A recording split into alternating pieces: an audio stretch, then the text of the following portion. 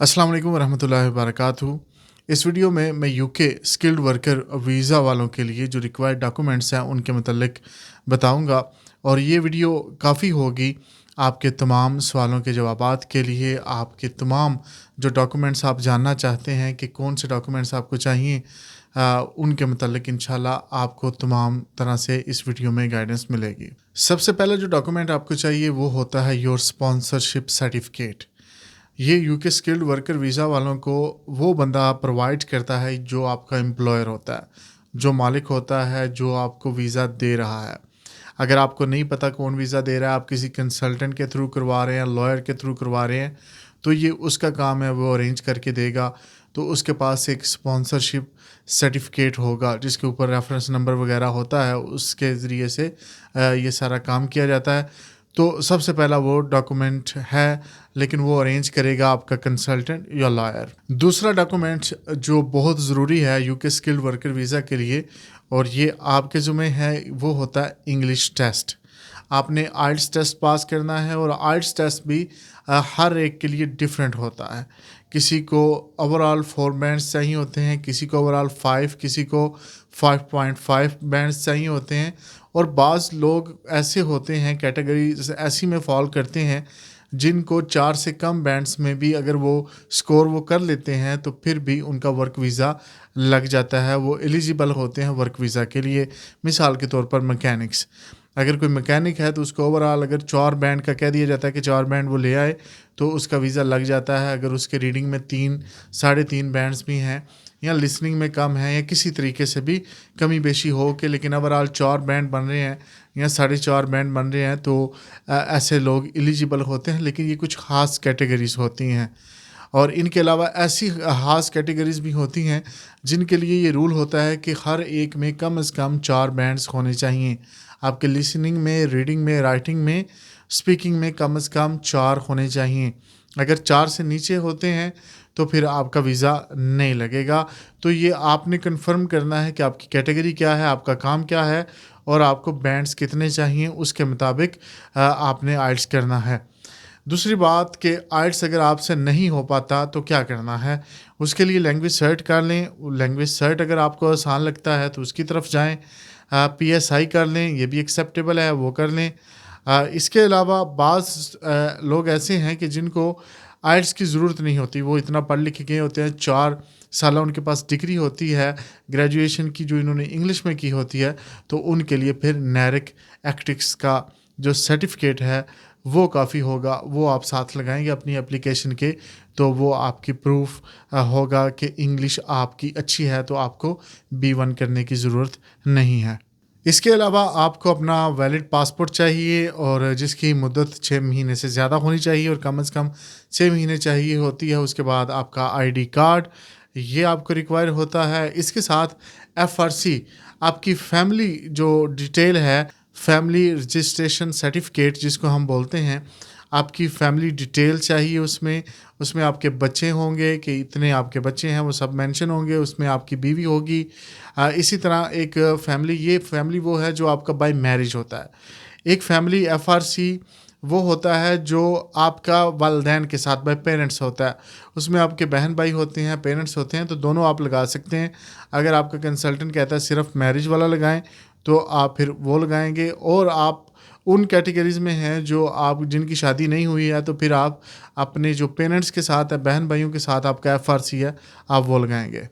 इसके साथ एक डॉक्यूमेंट आपको चाहिए होता है जिसमें आपकी जॉब के मुतल्लिक टाइटल हो लिखा हुआ, आपकी जॉब क्या होगी, ये चीज़ उसमें मेंशन हो, और साथ सैलरी मेंशन हो कि आपकी सैलरी कितनी होगी, क्योंकि यूके में थ्रेश होल्ड होता है सैलरी का, जिसके मुताबिक ही आपको वहाँ वर्क दिया जाता है। अगर उससे कम होता है तो फिर आपको वर्क नहीं दिया जाता। तो ये एक लेटर होता है, ये भी आपका जो कंसल्टेंट है, लॉयर है, यही वो ही बंदा आपको ये प्रोवाइड करेगा। इसके अलावा एक और डॉक्यूमेंट होता है जिसके ऊपर आपका जॉब कोड लिखा होता है, आपका जॉब ऑक्यूपेशन कोड वो लिखा होता है, वो आपने मेंशन करना होता है। मिसाल के तौर पर आप अगर हेल्थ केयर में जा रहे हैं तो आपका हो सकता है 402 नंबर कैटेगरी में आए। आप मैकेनिक में जा रहे हैं 302 आ रहा है, या 300 में आ रहा है, जो भी उनके तरीक़ाकार है, कोड एक होता है, वो आपने मेंशन करना होता है। वो आपको कोड मिल जाएगा, वो साथ आपके डॉक्यूमेंट्स के साथ लगेगा। اب یہ جو چیزیں میں بتا رہا ہوں یہ آپ کے کنسلٹنٹ نے لائر نے ارینج کرنی ہے، اور وہ جو سرٹیفکیٹ دیں گے، جو آپ کو لیٹر دیں گے، اس کے اوپر یہ لکھی ہوں گی. ایک تو اسپانسر کا لائسنس نمبر ہونا چاہیے، اس کے اوپر جاب آکوپیشن کوڈ ہونا چاہیے، اس کے علاوہ آپ کی سیلری کتنی ہوگی، آپ کا آکوپیشن کوڈ وغیرہ، اور آپ کا جاب ٹائٹل کیا ہوگا، یہ اس کے اوپر مینشن ہوگا. تو اگر آپ کے پاس یہ چیزیں نہیں ہیں تو آپ نے اپنے وہ جو امپلائر ہے، یہ کنسلٹنٹ لائر ہے، اس سے آپ نے یہ چیزیں مانگ لینی ہے. ایک کاپی آپ کے پاس بھی ہونی چاہیے ان ڈاکومنٹس کی. اس سے اگلی جو چیز آتی ہے وہ آتی ہے آپ کی پرسنل سیونگ. آپ کی بینک اسٹیٹمنٹ آپ کے پاس ہونی چاہیے، اور اتنی ہونی چاہیے کہ کم از کم 1 مہینہ آپ وہاں جا کے آسانی سے گزارا کر سکیں گے. UK میں آپ رینٹ دے سکیں گے، آپ کا کھانے پینے کے لیے، رہنے کے لیے آپ کی سیونگ ہونی چاہیے. وہ مینشن ہوگی ویب سائٹ پہ کہ وہ کتنی ہونی چاہیے، یا آپ کا کنسلٹنٹ لائر آپ کو بتائے گا. تو بینک اسٹیٹمنٹ آپ نے شو کرنی ہے کہ آپ پہلے مہینے جا کے وہاں تو آپ کو سیلری نہیں ملے گی، تو وہ خرچہ آپ نے خود کرنا ہے. تو وہ بینک اسٹیٹمنٹ بھی آپ نے ساتھ لگانی ہے. اپنا اس میں اپنے ایسٹ شو کرنے ہیں کہ آپ اتنے ہیں کہ آپ 1 مہینہ وہاں جا کے آرام سے گزارا کر سکتے ہیں.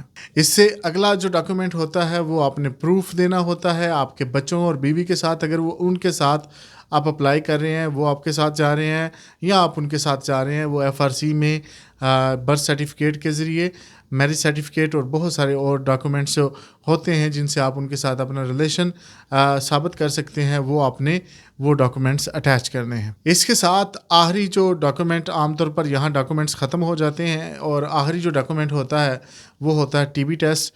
اگر آپ اس کیٹیگری میں آتے ہیں، ان کنٹریز کی لسٹ میں آتے ہیں جن کو TB ٹیسٹ کی ضرورت ہوتی ہے، تو پاکستان انہی کنٹریز میں آتا ہے.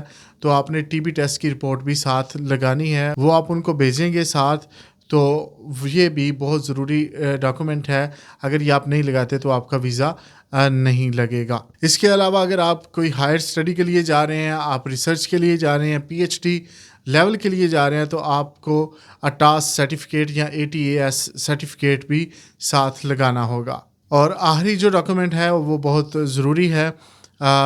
وہ بھی سب کیٹیگریز کے لیے نہیں ہے، لیکن اس میں زیادہ تر یہی کیٹیگریز ہیں جن کے لیے ہوتا ہے. ہیلتھ ورکر ہو گئے، یا جتنی بھی پاکستان میں تقریباً سب کے لیے ہی ہے. وہ ہے سرٹیفکیٹ آپ کا کرمنل ریکارڈ کا، جس کو ہم پولیس کریکٹر سرٹیفکیٹ کہتے ہیں یا کریکٹر سرٹیفکیٹ کہتے ہیں. تو یہ بھی بہت ضروری ہے، آپ نے کریکٹر سرٹیفکیٹ لازمی ساتھ لگانا ہے. تو یہ تمام ڈاکومنٹس ہیں جو آپ نے لگانے. اور باقی جو ڈاکومنٹس جو فارم فل کرنے ہیں وہ سارے آپ کا جو کنسلٹنٹ ہے وہ کر سکتا ہے. اس کے علاوہ اگر وہ آپ کو بھیج دیتا ہے تو آپ آسانی سے کر سکتے ہیں. اس میں فیملی ڈیٹیل، آپ کی ڈیٹیل، آپ کے پاسپورٹ کی، یا اس کے علاوہ آپ کہاں کہاں گئے ہیں، ٹریول ہسٹری وغیرہ، آپ کے ویزے کے متعلق وہ کچھ معلومات ہوتی ہیں جو آپ نے فل کرنی ہوتی ہیں. آپ کی انکم کے ریلیٹڈ، یا پاکستان میں آپ کی انکم کتنی ہے، یہ ساری چیزیں اس میں مینشن کرنی ہوتی ہیں. تو وہ آپ آسانی سے کر سکتے ہیں. ادروائز آپ کا کنسلٹنٹ یا لائر آپ کے لیے یہ کر سکتا ہے. تو یہ ساری معلومات تھی کہ UK اسکلڈ ورکر ویزا کے لیے آپ کو کیا ڈاکومنٹس چاہیے، اور ساتھ میں نے ان کے متبادل حل بھی بتا دیے. جتنی ڈیٹیل ہو سکتی تھی میں نے آپ کو بتا دی ہے. لیکن پھر بھی اگر آپ کا کوئی سوال ہو، آپ کو کسی چیز کی سمجھ نہ آئی ہو، تو آپ کمنٹس میں پوچھ سکتے ہیں. انشاءاللہ میں کوشش کروں گا کہ لائیو آ کر آپ کے سارے سوالوں کے جوابات دے دوں. تو دعا میں یاد رکھیے گا. انشاءاللہ اگلی ویڈیو میں پھر ملیں گے. اللہ حافظ.